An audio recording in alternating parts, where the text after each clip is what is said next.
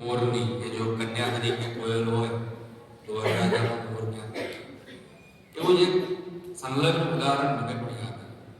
એક લોકગીત છે કે દૂધે તે ભરી તલાવ ને મોતીએ બાંધી પાર ઝીલણ છે. તો મારો એક મિત્ર જે છે ભાવેશ પટેલ, લંડન છે. આપણો ગુજરાતનો છે, ગુજરાતી જ છે, પણ લગભગ 20 વર્ષથી 15 વર્ષથી છેલ્લા એ યુકેમાં એક વખત આવેલો અને એમના ત્યાં મેરેજમાં મને તેડાવેલો અને આ ગીત ચાલતું હતું તો મને કહે કે આપણા ગુજરાતી ભાગો કેવા છે, કેમ શું કેવા ખોટા ખોટા ગીત ચાલે છે, કેમ કે દૂધની જગ્યાએ તલાવડી ભરેલી હોતી હશે. હા પણ માત્ર વાંધો છું મને કે માન કે દૂધની તલાવડી ભરેલી છે તો કે મોતીની પાડ થોડી કરે. મારી વાત કરી સાચી. અને પછી પાછા કહે છે કે ઝીલણ ઝીલો કેવું ચાલે છે. મેં એમાં હું તને સમજાવું નહીં તો કે હા મને જરા તું પ્રકાશ પાડ. તો મેં કીધું કે એમાં એવું કે દૂધે તે ભરી તલાવડી ને મોતીને બાંધી પાડ. એટલે મેં દૂધની તલાવડીઓ ભરેલી નથી કે ત્યાં મોતીની પાડ કરેલી, પણ નાનું બાળક મૂકી અને માં રમવા ગઈ, ગરબે ઝૂમવા ગઈ, અને જ્યારે એ આવે છે ત્યારે એને દૂધ જે છે એના સ્તનમાં એ ઉભરાઈ રહ્યું છે અને બાળકને આવી અને દોડી અને રડતા બાળકને પોતાના ખોળામાં લે છે અને એને એ સ્તનપાન કરાવે. જ્યારે સ્તનપાન કરાવતી હોય છે ત્યારે એના ગળામાં જ્યારે એ રાસ રમવા ગઈ છે ત્યારે એને જે ઓર્નામેન્ટ્સ પહેર્યા અત્યારે જે બહેનો પહેરતી હોય છે એવા મોતીના ઓર્નામેન્ટ્સ જે છે એ ઓર્નામેન્ટ એની માળા એના સ્તનની ફરતે લપેટી ગઈ અને ત્યારે એનો બાપ, એ બાળકનો બાપ એ ઘરમાં બીજા ઓરડામાં ઊભો જુએ છે અને બાળકનો સંતોષ અને માને સ્તનપાન કરાવવાની વેળાનો સંતોષ એ જોઈ અને બાપ ત્યાંથી એ લલકારે છે કે દૂધે તે ભરી તલાવડી ને મોતીડે બાંધી પાટ અને ઝીલણ તમે ઝીલવા ગયા હતા અને તમે આવ્યા અને સુખદ ચિત્ર મારી સમક્ષ ખડું થયું. એ તાકાત લોકગીત. Thank you.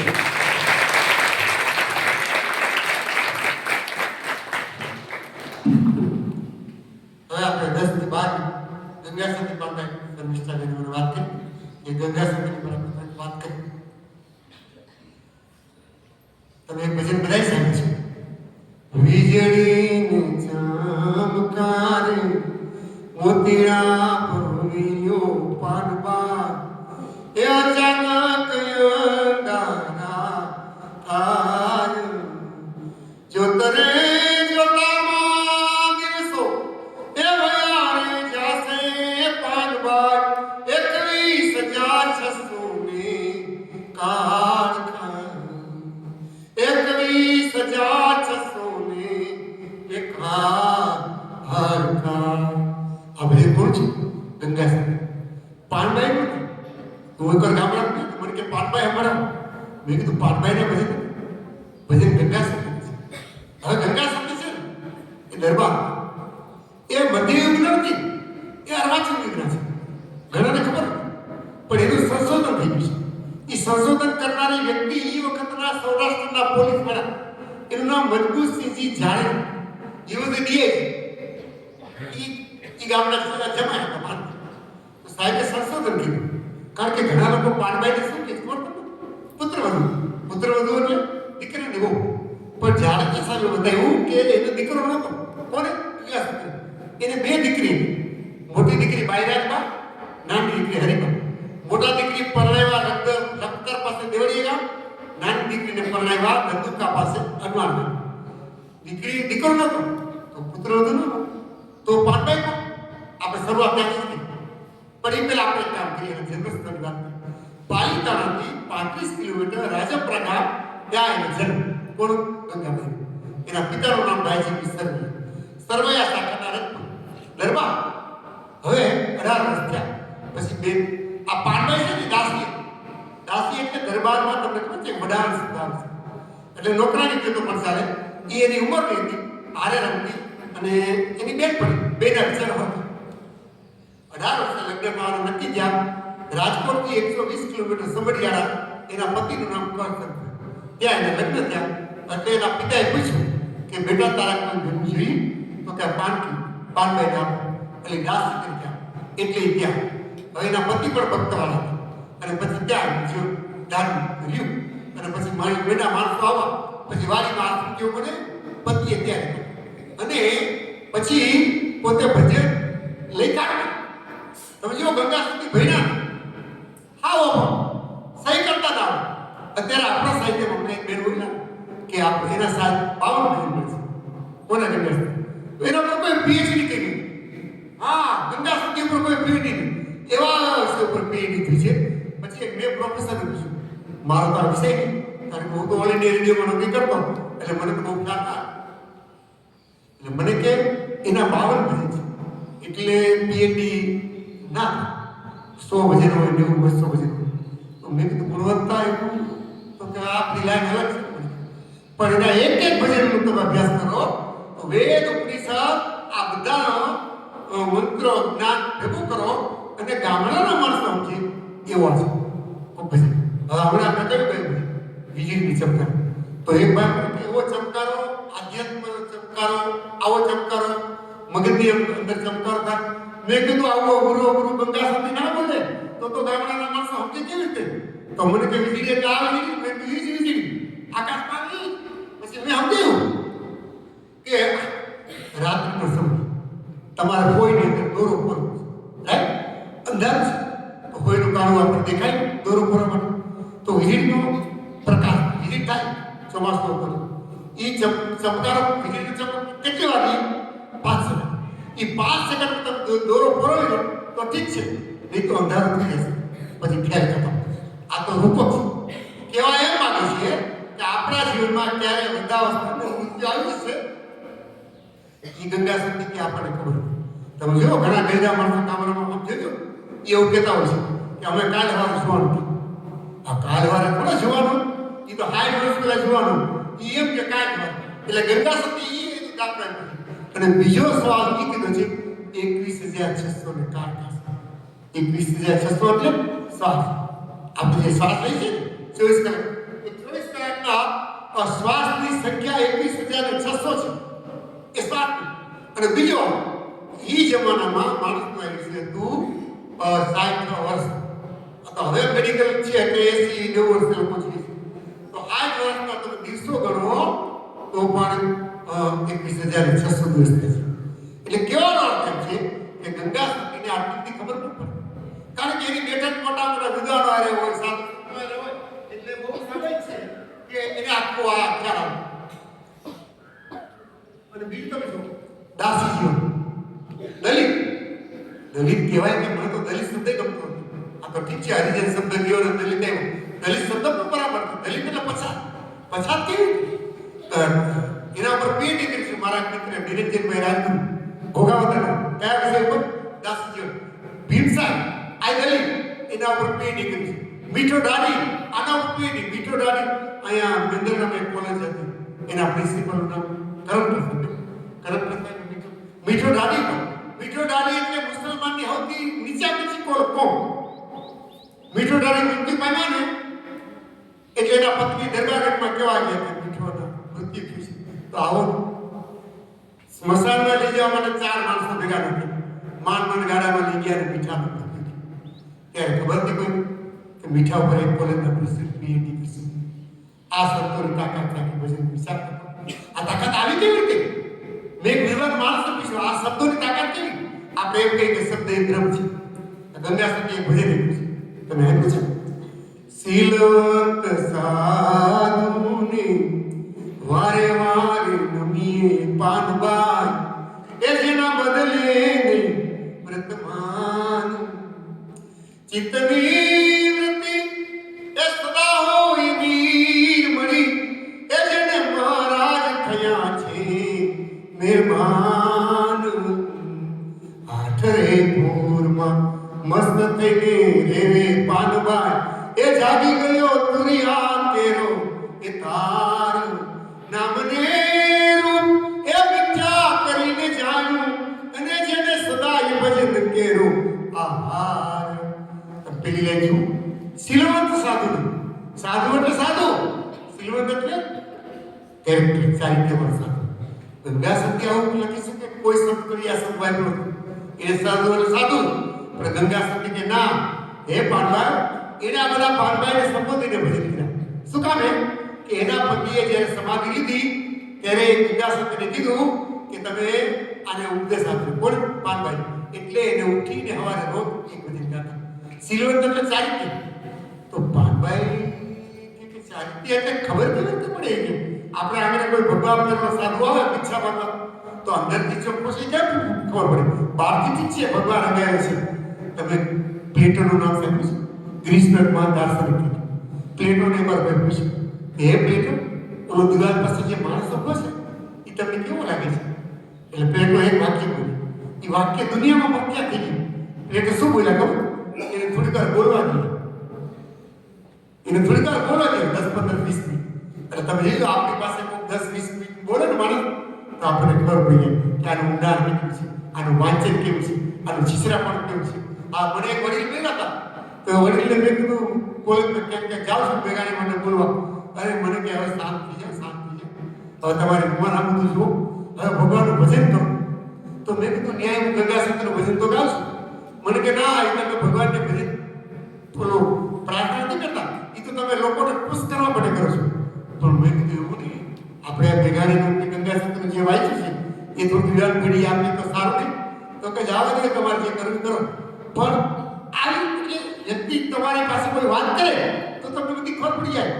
એટલે પ્લેટો આ તો મેં અનુમાન કર્યું છે પાંડવાઈને પછી ઉપદેશ કે કોઈ વ્યક્તિ કેવું બોલે એના આખું ખબર 52 ભજન જાય પછી ગંગા સતીને પણ મેં તો 52 ભજન વાંચ્યા. તમે એના અર્થ વાંચો, આખું જીવન કેમ જીવવું. મને ઘણી વાર તો એવું લાગે છે કે કુરુક્ષેત્રના મેદાનમાં કૃષ્ણ ભગવાને અર્જુનને જે ગીતા કહી એ ગીતા ભલે અર્જુનને કીધી પણ ગીતામાંથી આપણને ઉપદેશ મળે છે. તમને ખબર છે ગાંધીજી એવું બોલ્યા હતા? ગાંધીજી કે મારા જીવનનો કોઈ પણ પ્રોબ્લેમ મારો ગીતામાંથી હલ થઈ જાય. મને કોઈ પણ સમસ્યા આવે ને તો ગીતામાંથી મને એનો ઉકેલ મળી જાય. એ મેં ગંગા સતીનો છેલ્લા 2 વર્ષનો અભ્યાસ કર્યો છે, કેટલી જગ્યાએ વ્યાખ્યાન આપ્યા છે અને હજી એનો અભ્યાસ કર્યા કરું તો મને એવું લાગે છે કે ગંગા સતીના 52 ભજન એના અર્થ સહિત તમે જો વાંચો તો તમને પડેમાંથી કેટલું બધું આખું નોલેજ મળે. ગંગા સતીના જીવન કવર ઉપર 21 લેખકોએ પુસ્તક લખ્યા છે. અત્યાર સુધીમાં કોઈ સંતકવિ ઉપર આટલા પુસ્તકો ગંગા સતી ઉપર લખાણા નથી. એટલે કોઈના કોઈ 21 પુસ્તક લખ્યા છે અને મૃત્યુ પામ્યા અને માત્ર 130 વર્ષ થયા છે. 1846માં જન્મ, 1846માં જન્મ અને 1894માં ભગવાનના ધામમાં ગયા. કેટલા વર્ષ થયા? 94 એટલે 46 48 વર્ષ થયા. 48 વર્ષમાં ગંગા સતીને આપણને 52 ભજન મળ્યા. એ ત્યાં વાડીમાં એ સમઢિયાળા ગામ, રાજકોટથી ભાવનગર જાઓ ને એટલે ડસાથી અંદર જાઓ 15 કિલોમીટર અને સમઢિયાળા ગામ આવે. એ ગામ ગંગા સતીનું સમઢિયાળા કહેવાય છે. જો આ મોટી વાત છે. એ ગામનું નામ જ સમઢિયાળા ગંગા સતીનું. જુનાગઢમાં ગમે એટલા નવાબ આવી ગયા પણ જુનાગઢ કેનું? નરસિંહ મહેતાનું. મેવાડમાં કેટલા રાણા મહારાણા આવી ગયા. મેવાડ કોનું? મીરાબાઈ. વીરપુરમાં રાજા નથી ગયા પણ આપણે કહીએ ને વીરપુર, કયું વીરપુર? જલારામ. સંતો ઉપરથી આ જગ્યા વધે છે. એટલે મેઘાણીભાઈએ ગંગા સતીના 40 જેટલા ભજનો પોતાના પુસ્તકમાં લખ્યા છે. ક્યાંકથી મેઘાણીભાઈએ આ ભજનો તો મેળવા અને એક ભજનના શબ્દો મેઘાણીજી અર્થ કરતા ને કવિ દુલારમાં ઘણી વાર બોલતા કે મેઘાણીજી આ લોકગીતના અને લોક સાહિત્યના અર્થો કરે છે ને એવા અમે પણ કરી શકતા નથી. અને જીવનભર કાગ બાપુની મૈત્રી તમે દુલાકાકનું અમારા ઓલ ઇન્ડિયા રેડિયોમાં છે ભરતભાઈ દુલાકાકનું 80 કલાકનું રેકોર્ડ છે. કાગ બાપુ 80 બે વખત છે. હા, કાગ બાપુ અને 80 કલાકનું રેકોર્ડ. પણ કાગ બાપુને આમાં સાંભળીએ 4 ગુજરાતી ભણેલા અને એક જમાનામાં સાહિત્ય પરિષદના 250 સાહિત્યકારો ઉમાશંકર જોશીથી માંડી અને બધા એના ગામે બોલાવ્યા સાહિત્યકાર. એટલે દુલાકાકને મેઘાણી બધા સાથે હતા અને આ બધી જગ્યામાં જોતા. મેઘાણી એક વાત ખાસ બોલતા કે કોઈના વિશે લખવું કે બોલવું હોય ને તો એ જગ્યાએ ખાસ હોય. એ ક્યાં બેસતા ક્યાં હતા. એટલે હું તો આ પ્રવૃત્તિ 15 વર્ષથી કરું છું, 12 વર્ષથી. ત્યારે મને એવા માણસો બોલતા મેઘાણી એને બોલતો, મેઘાણી બોલ્યા હોય એટલે હું એને પૂછતો કે મેઘાણી કેવી રીતે બોલતા, કેવી રીતે લખતા, કેવી રીતે વિચારતા. પછી મેં એવું સાંભળ્યું છે કે બહુ સ્વભાવને ઉગ્ર હતા. તો ઉગ્ર નહોતા, પણ સામે વાળી વ્યક્તિનો ટાઈમ બગાડે તો એને ન કરતો. એટલે એની ડાયરીમાં બાકી આ વખતે તમે લખી દો કે જીવનમાં ટાઈમ બગાડવો વેડફવો એ પાપ છે. જીવનમાં સમય બગાડવો વેડફવો એ પાપ છે. કારણ કે ગયેલો સમય ફરી વખત આવતો નથી. એટલે મેઘાણી પોતાનો સમય કોઈ દિવસ બગાડતા નથી. એટલા માટે મેઘાણી આ બધા સંતોને મળી અને ભજન અને 52 ભજન પાનભાઈ હેગડા. તો પાનભાઈની શક્તિ કેવી હશે? અર્જુન જેવી જ કહેવાય ને. જે અર્જુન કૃષ્ણને માણસ શ્રોતા મળ્યો એવા જ માણસ શ્રોતા ગંગા સતને પાનભાઈ મળ્યા. એ હતી એની દાસી વધારણ. પણ આજે તમે સમઢિયાળા જાઓ તો 3 પ્રતિમાની પૂજા થશે. કેટલી? 3 પ્રતિમા. પહેલી એના પતિ દર્શક, બીજા વર્ષમાં ગંગા સતી અને ત્રીજા પાનભાઈ. એની પ્રતિમા એની બાજુમાં પૂજાય. એ તો વડારણ હતી. વડારણની પૂજા રાણીની બાજુમાં પૂજા થાય આપણે તો પગે લાગી. આ કેટલી મહાન વસ્તુ છે. એટલે ગંગા સતીને એક ભજન વાક્ય આવે તમે સાંભળજો કે સંગ તું કરો તો તમે એવાની રે કરજો પાનબાઈ. એ ભજનમાં રહે ભરપૂર એવાની સંગત કરજો જે ભજનમાં. એટલે આપણને કીધું છે કે ગુટકા ખાતા હોય, પાન ખાતા હોય, અરસું હોય, મોડા મોડા ઉઠતા હોય, રાત્રે અભ્યાસમાં રસ લેતા હોય, આવા લોકોને સંગત કરશો તો તમારું જીવન પણ એક દિવસ ખરાબ થઈ જશે. જીવન તમારું વેપાઈ જશે. એટલી બધી મોટી વાત ગંગા સતી કરી. ગંગા સતી એમ કરીને બોલ્યા એ જેની નેનુમાં વરસે હાજા નૂર. નૂર એટલે કે જેની નેનું, જેના આંખો હાજા કે જો ઘણા માણસના ચહેરા ઉપર આપણે જોઈએ ને તો એની આંખ ઉપરથી આપણને ખબર પડી જાય કે આ માણસના વિચારો છે, એનું બોલવાનું છે એ બહુ ઊંચું લાગે છે. આપણે એના પાસે 15 મિનિટ આપણે ઉભા આપણે ગમે. જેના નેણુમાં સાચા નૂર એને પાડબાઈને આ વાત નથી કરી, આપણને બધાને એની વાત કરી છે. એટલે હું તો જે બહેનોને આમાં રસ હોય ને આવા સંતમાં એના ભજન એમને વાંચી અને એનો ડાઈ બાજુ ભજન હોય અને જમણી બાજુ એનો અર્થ. હવે રાજકોટના પત્રકાર છે, એનું નામ નિલેશ પટેલ. એને 400 લોકગીતોના અર્થ કર્યા છે. નિલેશ પટેલ 5-6 પુસ્તકો લખી. એટલે શું છે લોકગીતોના અર્થ? હવે કોકે ભજનના અર્થ કરવાની પણ જરૂર છે જેથી આપણને આ બધી ખબર પડે. એટલે ગંગા સતી, પાનબાઈ, પછી દાસી જીવન, ભીમ સાહેબ, ત્રિકમ સાહેબ, રવિ સાહેબ. આ રવિ સાહેબ તો વાણિયા હતા વ્યાસમાં. પછી મોરાર સાહેબ એ દરબાર હતા. પણ એ રવિ સાહેબને મળ્યા અને એવો એક શબ્દ લાગી ગયો. કોકનો શબ્દ આપણને લાગી જાય ને તો એ શબ્દ બ્રહ્મ છે. માણસ તો આપણું જીવન ફરી જાય. મેઘાણીભાઈને એ જ કીધું. મેઘાણીભાઈ દરબાર વાસ્તુવાળાને જ્યારે મળ્યા ને પછી મેઘાણીભાઈને દરબાર વાસ્તુવાળા બધી મોટી લોક સાહિત્યની બધી વાતો કરે ને તો મેઘાણીભાઈ કે અદ્ભુત વાતો છે. એટલે વાસ્તુવાળા બોલ્યા છે કે મેઘાણીભાઈ આ બધું મૂકી દો, લોક સાહિત્યનું સંશોધન તમે કરો કારણ કે તમારા માટે ભગવાને આ સર્જ્યું છે. એટલે મેઘાણીભાઈ એની પાસે પોતાનું જીવન આખું સમર્પિત કર્યું. અને પેલું વાક્ય છે ને કે he is બ્લેસેડ, બ્લેસેડ is he, બ્લેસેડ is he who has found his work. જેને પોતાનો સ્વધર્મ સૂચી ગયો છે એ માણસ નસીબદાર છે. અને છેલ્લે મેઘાણીનો એક શબ્દ ગાય અને આપણું એક જ મિનિટ પૂરું કર્યું. માતા સરસ્વતી મીઠ માંડીને જ્યોતિ કોઈ દુલારો, સત્યવાસી નિર્ભય નિર્વ્યસની કોણે ઉપાસક મારો. એ બાવલ બેટડો જોઈ પગસરે અહીંયા હરકાળી અમર લોકથી આયે મારા સાયર મેઘાણી. પરદેશી એ પાપ ભરેલી ઝાડ બરોબર હાંધી, ભારતનું ભાવી લે આયલા ગોળ મેજીમાં ગાંધી. છેલ્લો કટોરો પી જવાની વૈદો યાગમવાણી અમર લોકથી આયે મારા સાયર મેઘાણી. અમારા સાયર મેઘાણી, અમારા સાયર મેઘાણી.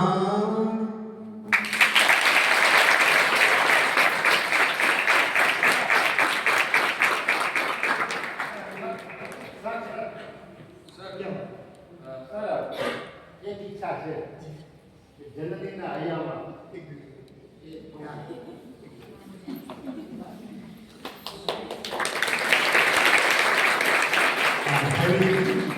લોક સાહિત્યમાં રાષ્ટ્રગીત જે જનગણમાં છે એમાં કસ્તુરબા મેઘાણી ખૂબ મારી જનની આમાં છે એક શબ્દ આવે છે. ભૂરા જમને લાગ્યું શું બી એ તમારે બધાય કહો મારી જનની નહૈયામાં મારી જનની નહૈયામાં પોરંતા મેં પીધો કસુંબીનો રંગ એવા દોડા દાવણ કેરી દારાએ પનો કસુંબીનો બોલો ઓ રાજમને એવા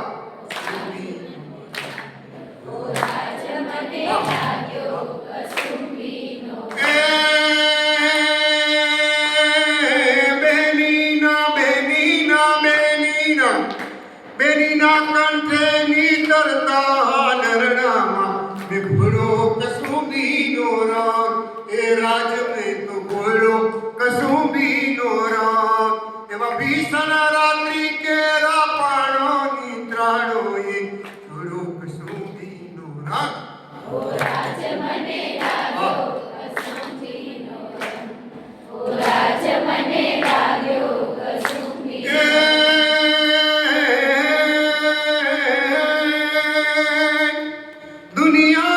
દુનિયાના વીરોના લીલા બલિદાનોમાં ભગતો કસુંબીનો રાગ ઓ રાજના તો ભગતો કસુંબીનો રાગ એ સાત સાગર ને પારે સ્વાધીનતાની કબરોમાં મેં કો કસુંબીનો રાગ ઓ રાજ મને લાગ્યો કસુંબીનો ઓ રાજ મને લાગ્યો કસુંબીનો ઘોડી ઘોડી ઘોડી ઘોડી ઘોડી ઘોડી ઘોડી ઘોડી ઘોડી પ્યાલા ભર્યા રંગીલા તમે લેજો કસુંબીનો રંગ એ રાજ તમે લેજો કસુંબીનો રંગ એવા દોરંગા લે